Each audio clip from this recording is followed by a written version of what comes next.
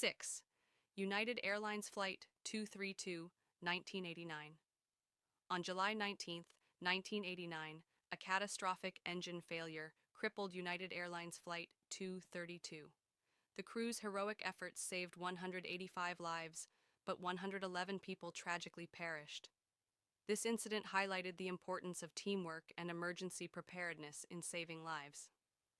7. Ethiopian Airlines Flight 302, 2019. On March 10, 2019, Ethiopian Airlines Flight 302 crashed shortly after takeoff, killing all 157 people on board.